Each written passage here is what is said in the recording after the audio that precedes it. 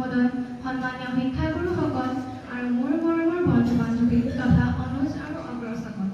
মোৰ নাম শ্ৰীমতী ৰজনী গগৈ। মই অষ্টম শ্ৰেণীৰ সতিহাদিনী শাখাৰ ছাত্ৰী। আজি মই আপোনালোকৰ সন্মুখত এখন গ্ৰন্থ চমুকৈ বিশ্লেষণ কৰিবলৈ লৈছোঁ। গ্ৰন্থখনৰ নাম হৈছে মোৰো এটা সপোন আছে।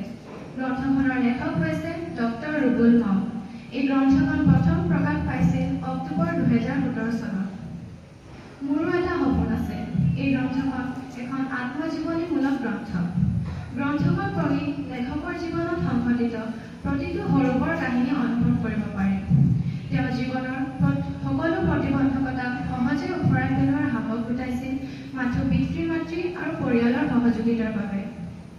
ভৱিষ্যতৰ অনিশ্চয়তাৰ কথা জানি নিৰাশ নহৈ সপোন দেখিছিল। তেওঁ কঠোৰ পৰিশ্ৰম কৰি নিজৰ সপোন বাস্তৱ কৰি তুলিছিল। দৰিদ্ৰতাৰ হেজাৰ প্ৰতিবন্ধকতাক নেওচি সপোন দেখি দেখিয়ে আমেৰিকাৰ এজন প্ৰখ্যাত বিজ্ঞানী হোৱা অসমৰ সুযোগ্য সন্তান হৈছে ৰুবুল মাও। গ্ৰন্থখনৰ প্ৰতিটো পাঠত আছে সংগ্ৰামৰ জীৱন্ত কাহিনী, যাক অতি সৰলতাৰে অকৃত্ৰিমভাৱে প্ৰকাশ কৰিছে। তেখেত আছিল আমাৰ দৰেই এজন সাধাৰণ মানুহ, যাৰ কোনো জন্মগত প্ৰতিভা নাছিল, অথচ অনুশীলনৰ জৰিয়তে নিজেই সকলো আয়ত্ত কৰিছিল।